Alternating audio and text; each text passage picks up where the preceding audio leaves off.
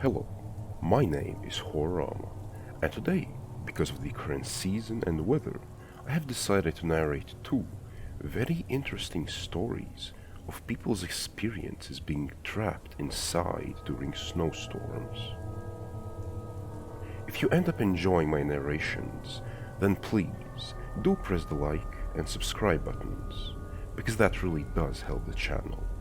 But either way, let's get into the narrations.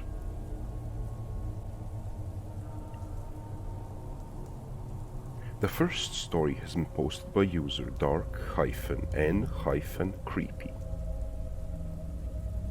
I got snowed in to my cabin and something wanted me to open that door. I kept telling myself it was over when the hinges on the door snapped with a banging. The wood splintered, and with it, the wooden door collapsed against the floor.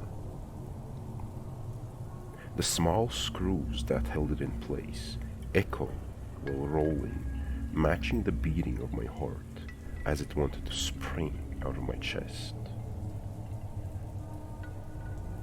I was stuck in my summer cabin during the winter, snowed in because I was too stupid to leave before the storms came. The Forest Service announced that it was time to leave about 2 weeks ago because my cabin is located on the top of some mountains that get too much snow during the winter to live in. I usually always leave on time when the Forest Service announces the closure, but I thought it would be fun to try and stay here over the winter. I stayed mainly because of the quarantine, and with everything closed, I thought it would be better. It was something that I had never done before, but I was prepared, as I boarded up the lower windows like I usually did to make sure the snow doesn't break through. I also stockpiled enough food to last until February, and made sure to call up the power company to make sure that they don't cut me off this year, because I was planning on staying longer. I didn't regret the idea until the first snowstorm. That's when it really hit me. There was no leaving until the snow melted away, and this was only going to grow as it was too cold for it to melt, and there were many more snowstorms coming my way. I spent most of my time building 1,000-piece puzzles while listening to the old CDs I had stored up there. The memories of seeing my wife and children's smiling faces sitting at this table from times long ago brightened up my mood for a moment.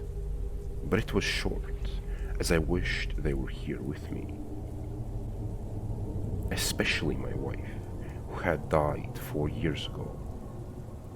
While thinking about her, I heard some scratching coming from the back wall. Wondering if an animal was trying to get in, I opened the door and yelled to scare it off. I heard it stop, and with a smile, I slowly began to close the door before I heard whispering. It was faint, but it was coming closer. Standing there, I was wondering what was making that sound, and remembered I had my CD player on, and that must be what I heard. So I brushed it off and returned back to working on the puzzle after grabbing a drink from the fridge. Upon closing the door, I heard the scratching again, coming from the back of the wall. But this time, I just let it be, as it didn't bother me enough, and it could probably just be branches brushing against the side. "Dad, come look at this," a voice whispered from behind me. A tingle struck down my spine as I looked back to see no one there.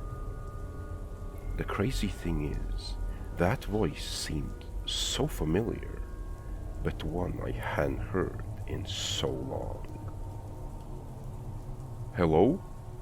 I asked the now quiet cabin after turning off the CD player. "Dad, it's cold.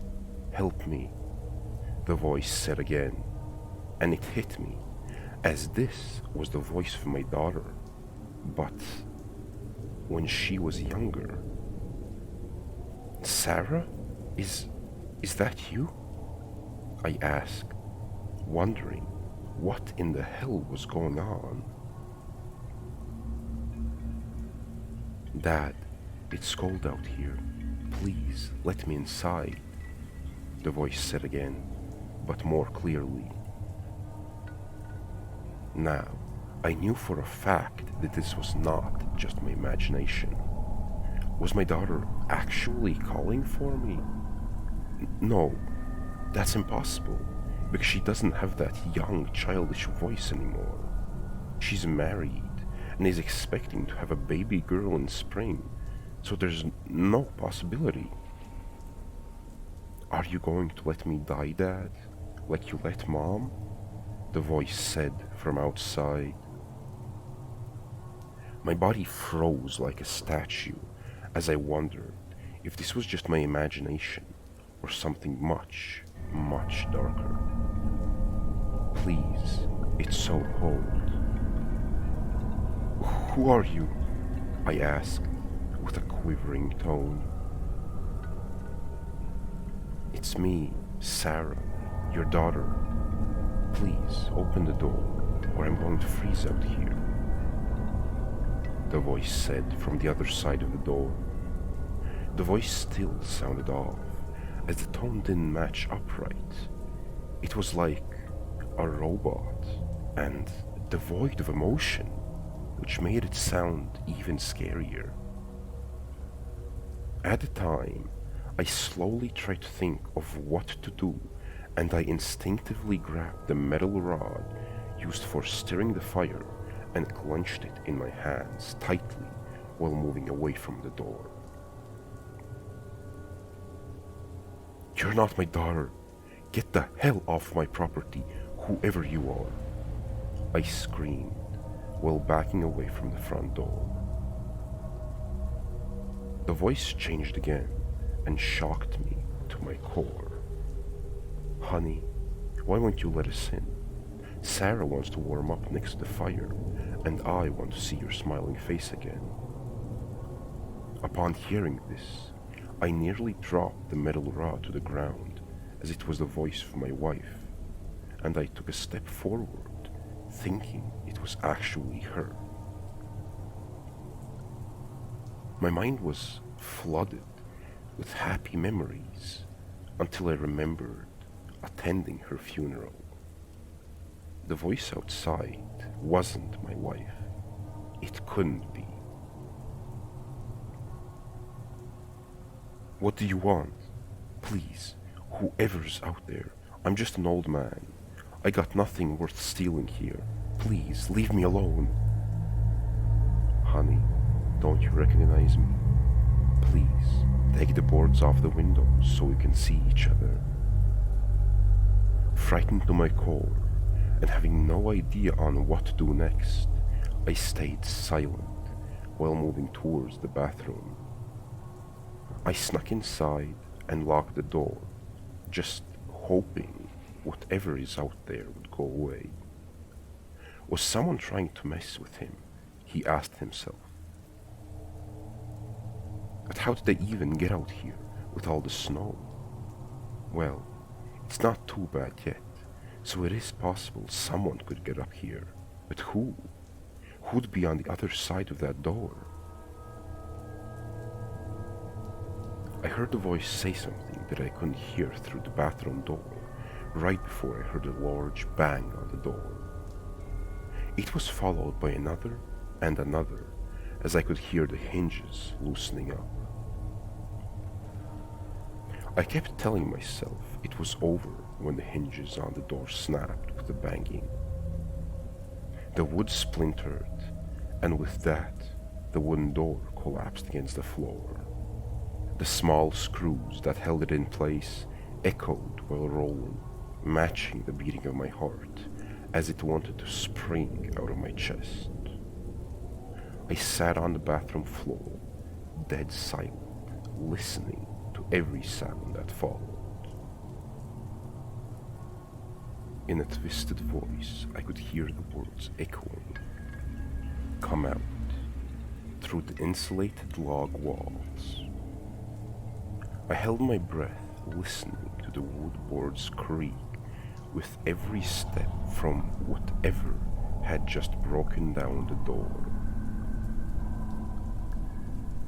Whoever this was had to be sadistic and trying to mess with me and not just rob me, I thought to myself. That's up until I heard the sniffing and the footsteps switched to crawling that came closer and closer until whatever it was on the other side of the bathroom door. I smell you, the voice said, deeply. Chills ran up and down my body while I grasped the metal rod I still had, even tighter, getting ready for the door to be broken down just like the front door was. So, I sat there, waiting to fight for my life, when I heard a voice call for me, saying faintly, "Mr. Miller, are you there? I heard you were planning on staying over the winter, and I'm sorry, but you're not allowed." "Mr. Miller, are you in there? What happened to your door?" I didn't know what to do, or if I should warn whoever was out there, or was it just another trick of the thing before, who imitated my family members. I took in a deep breath and knew I couldn't just stay where I was. So I unlocked the door and swung it open so fast just in case I could hit whatever was just outside of it. As I did, I felt the door hit something, and so I shoved the door even harder until I heard someone whinge out in pain. I pulled back the door to see a park ranger lying on the ground unconscious. Quickly I looked around to see if anything else was there, just waiting to attack me at any waking moment, but luckily I didn't see anything. "Sorry, are you okay?"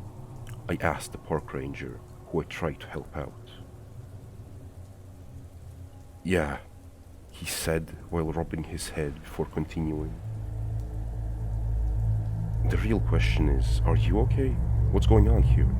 I thought you got attacked by a bear or something, with the sides of this cabin all scratched up, especially with that door being knocked over and letting in all of the cold." Honestly, I don't know what was there. I never saw it, but it sounded like a person. Are there any other vehicles out there besides mine and yours? No, I don't remember seeing any more.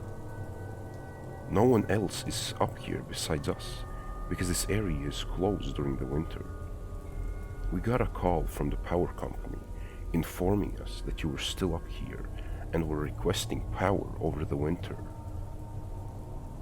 Look, we don't want to kick you out of your own cabin, but we have these rules to keep everyone safe. Now, we need to get out of here. Now. I get it, but what's the rush? I still need to clean this place up and fix that door and... No, there's no time. We've already been here long enough and need to leave. Your vehicle probably won't be able to make it down, but I got snow chains on my Jeep, so just hop into mine and we can get out of here. You can't expect me to just up and leave everything here, do you? I asked frantically. If you want to live, then I do. Plus, you can come back once winter ends, but we need to leave before that thing comes back. Wait, what? What are you talking about? Do you mean that thing that knocked down my door? You know about it? What is it? The park ranger looked at me and just shook his head while widening his eyes, saying, "All you need to know is that we need to get out of here right now." He then grabbed my arm and yanked me towards the front door. While we were leaving, I could hear scratching coming from the back wall again. I ignored it. As we ran out and hopped into his Jeep, he drove down the snowy mountain, trying his best to keep his Jeep from sliding off the side. While he drove, I asked, "So, what was that thing that broke down my door?" And don't try to sugarcoat it at all, or tell me that it was a bear, because no bear can mimic human voices like that hellish thing. The ranger sighed before saying, "I guess you already know enough that it won't make a difference if I told you what we know. But to be honest, we're just as confused as you on what this thing is. We've tried to figure it out over the years, but every time we leave people in the area over the winter to investigate, they all end up missing, and there's no explanation of who or what did it." Really? So I'm not losing my mind at all. What else do you know about it? I asked. Nothing more than I told you, besides the fact that this thing only comes out during the winter. That's the main reason we have the rule for all the people who own cabins in this area, that they are not allowed to stay here during the winter like you. We blame it on the snow and bitterly cold winters, and that's the reason they can't come up to their cabins all year long. And don't get me wrong, both of those are good reasons. It's just that the main reason is because of that thing. We have no idea on how to deal with it, so we've been following these rules and regulations since the 50s, when it was first sighted.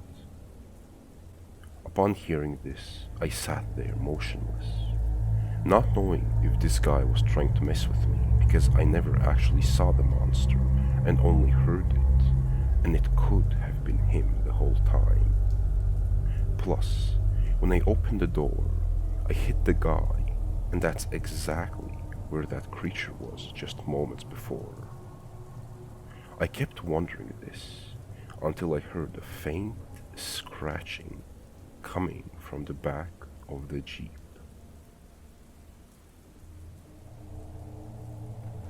The second story has been posted by user Manen_Lyset. I wasn't alone seeking shelter from the blizzard. There's an unspoken rule up in the mountains that no matter who you are, friend, bitter rival, stranger, anyone, if you're ever in a pinch and come across another hunter's cabin, you're welcome to seek shelter there. Maybe it's unspoken because it's common courtesy and that whole do unto others thing. Or maybe it's unspoken because there's hardly anyone to speak to. In the winter months especially, you'd be hard-pressed to see another soul for weeks, sometimes months. But that's the rule. You need it, you use it. No judgment, no questions asked, just don't steal anything. Now, I'm not a burly, seasoned mountain man that flosses with tree bark and never shaves, but I do like to hunt. I often leave my small Alaskan village for weeks at a time and take to my hunting lodge up in the mountains. I'm a fairly cautious guy, and I know the mountains can be treacherous, so when I leave prepared. I check the long-term forecast, gather the necessary supplies, bring backups, and make sure I've got enough of everything I need to survive at least a week longer than I plan on staying, just in case. I always believed my precautions would protect me, but like a child's security blanket, they were only a paper-thin illusion of safety. There's no planning when Mother Nature decides she's in a mood. That's why I never expected to get caught in a blizzard that day. It had started out sunny and cold, but as the day progressed, a few clouds formed.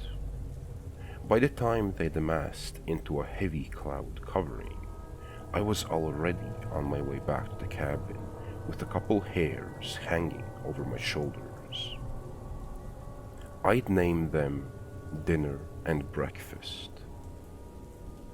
I was planning on eating breakfast for dinner and dinner for breakfast, if only to make myself laugh. It's the little things like that keeps the solitude from turning into loneliness. The snowfall seemed to come out of nowhere, like someone had knocked an awning shut, and all the snow collected on top had fallen all at once. Except, it wasn't a single tidal wave of snow. It was a relentless, unending assault. Last I checked, the weather reports hadn't mentioned a blizzard, and yet a blizzard was what I found myself walking through. It got very dark, very fast, and I kicked myself for leaving my flashlight back at the lodge. I'd planned on coming home long before nightfall, so I hadn't thought I needed it. I'd been sorely mistaken.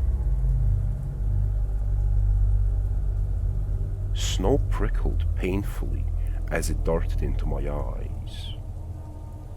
I had to squint almost all the way to keep these sub-zero jerks from stabbing me blind.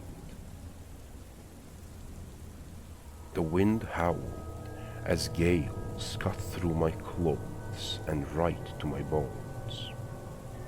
I could barely see 2 feet in front of me and couldn't see the 2 feet beneath me as they sank in an ever-growing blanket of white. I'm not sure when I realized I was lost. At some point, I knew I should have arrived at my cabin, but all I saw was white, with a few slivers of gray swaying in the thick breeze. The hairs at the back of my neck became stiff and battered against me with every puff of air and every awkward, crashing footfall. I was running out of energy, running out of ideas, and began to panic. I could have spun around in a computer chair 100 times and felt less disoriented than I did in that whiteout. And then I walked right into a cabin, literally. It had become so dark and the snow had become so heavy that I couldn't see the structure until I stumbled face first into it.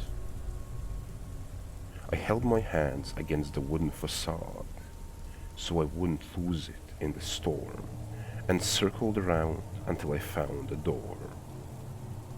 I wasn't just in a pinch. This was life or death.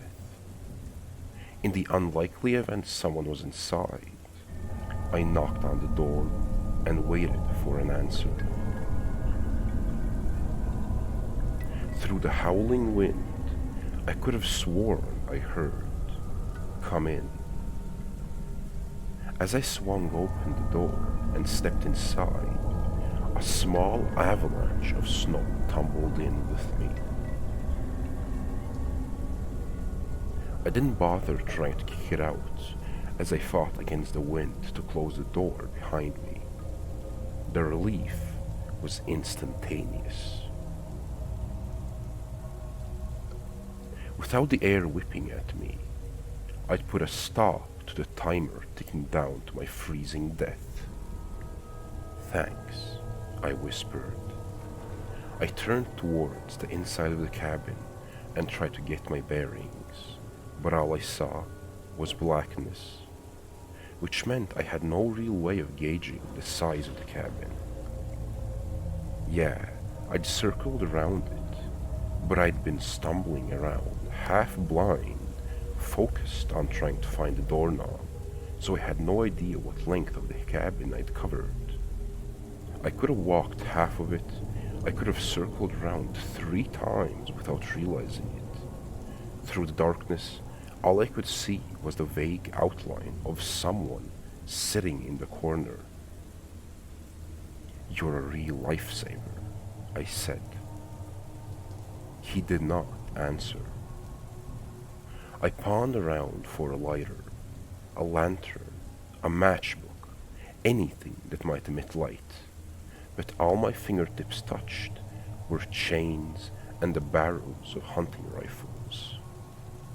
I stopped poking around when I felt an open bear trap. Wouldn't want to get my arm caught in one of those. It was safer to sit still and wait for daybreak. It occurred to me that this stranger might have been seeking refuge as well. So, I started keeping my tone light and innocent. "You the owner of this cabin?" The answer was more of a hiss than a word, but in that hiss I heard a faint yes. I sat on the floor, let my hairs down beside me, and reached into my pack. Why I'd taken a sleeping bag with me and not a flashlight was beyond me.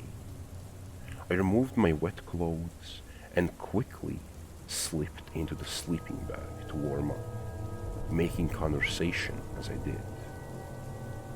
"Thanks again. That blizzard really came out of nowhere." He replied with the slow, labored, wheezy breaths of an elderly man on his deathbed. "Dangerous." "Yeah," I chuckled. "That's an understatement." "Hungry," he exhaled. "You got a fireplace? I've got a couple hairs. I'll cook them up. It's the least I can do," I offered. His reply was drawn out, like a wolf howling, but without the majestic hum. "No." "Okay. As soon as the blizzard dies down, I'll go gather wood and make us a fire. Can you wait until then?" I saw his silhouette shift slightly. There was a rattle of chains. "No." Again, the O stretched out in a long, bloated groan. "No. No, yes." The final no morphed strangely into a yes, like someone drastically changing to a much higher note on a flute halfway through a breath. I craned my neck to look at the single window in the cabin. It was pitch black, pitch white. It was like an afterglow, visible against the black backdrop of the woods, yet still inherently dark. I focused on it rather than the rest of the cabin, because it was the only hint of light I could see. "If you don't mind, I'm gonna try and catch some shut-eye," I said tiredly. He didn't respond, but that didn't surprise me. Mountain folk don't talk much, even when they come down to town for what few supplies they can't make themselves. I shrugged it off and settled in for the night, but I felt something hard against my side. Sighing, I tossed my hairs back a bit further and got comfortable. I was exhausted, so it wasn't all that hard for me to drift off despite the wind's song playing outside the walls. I hugged myself in my sleeping bag and drifted off. I was awoken by a different sound. A weird, snapping crunch that made me shoot up in bed, believing the ceiling was about to collapse under the weight of the snow. I braced myself, but as the sounds came again, I realized it wasn't above me, rather next to me, near my belongings. The silhouette was gone from the corner, and I could hear his deep, raspy breaths accompanying the crunch. "What the hell are you doing?" I snapped. He retreated back to his corner with a rattling of chains. My adrenaline was pumping, and I wasn't even sure why. Something about the stranger put me in a state of near panic. My instincts were telling me to leave, but I couldn't afford it. Whatever this guy was up to, I was safer with him than I was out there in the blizzard. I grabbed my backpack and propped myself against the wall in a seated position, staring at the silhouette, expecting him to make a move. I kept myself awake and alert, never looking away, even as the howling wind slowly diminished in strength. Once or twice, I felt my head begin to dip and my eyes begin to shut, but every time I slipped, the faint rattle of chains snapped me back into consciousness. As the blizzard cleared and the sun slowly rose, light began to trickle into the cabin. The scene filtered through in tiny increments, with each layer uncovered by the sun, like a printer slowly spitting out the full picture one line at a time. I wasn't in a cabin. I was in a large supply shed that was maybe 10 to 11 feet long, 7 to 8 feet wide. There was no fireplace, which makes sense for a supply shed. There were tools, traps, and rifles lining every wall. The silhouette in the corner slowly stopped being a silhouette and started being a distinct person. Skinny, no gaunt, pale, no ghost white, man, no corpse. I was gutted. He was dead.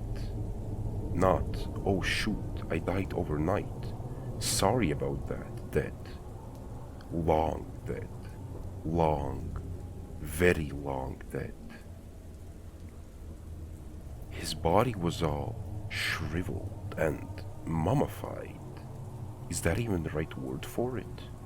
He wasn't wrapped up in bandages or anything like that, but his skin was completely dehydrated and stiff like an unwrapped mummy. His hair was hanging from his head in unkempt strings. His teeth were poking out of his shrunken lips with a wide gape where the top right canine should have been. There was a stain of age-old soaked blood into the wood beneath him. I followed it by gaze to its origin, his left foot, and the bear trap in which it had gotten caught. There was an empty hook on the wall above him, with a chain leading to the trap. It was long enough for him to move around, but not enough for him to reach the front door, or the saw hanging above it. My best guess was that the trap had fallen on its own while he was out, and at some point he'd done a supply run in the dark and had gotten caught in his own trap. probably died of thirst or something. Look, I'm telling you, he wasn't breathing, he wasn't moving, he was dead as a doornail, and had been for quite some time. I sat there, reasoning I'd been delirious the night before. The fatigue, the dehydration, the disorientation caused by the blizzard, it made me imagine his voice. Those slow, hissing sounds I thought were replies were just the wind outside. I'd interpreted them wrong because of the loneliness had finally gotten to me. The elements had conspired against me to create a living person out of someone who definitely wasn't living. It was a good, logical explanation, and I wish I could say it was true. Except, I'm not the one who bit the head off of breakfast. It's not my canine tooth on the floor next to me. My dry, dirty, wood-like fingernails aren't the ones sticking out of the outside of my sleeping bag. I'm not the one who caked the corpse's dry, cracking lips with white fur. I didn't stick around for dinner.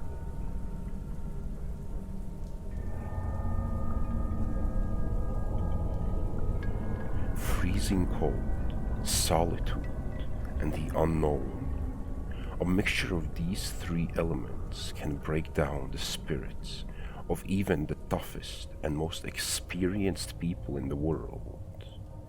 That is exactly why such stories simply have a different feeling to them. But either way, I do hope you enjoyed my narrations. And even if you didn't, I do wish you a good rest of your day.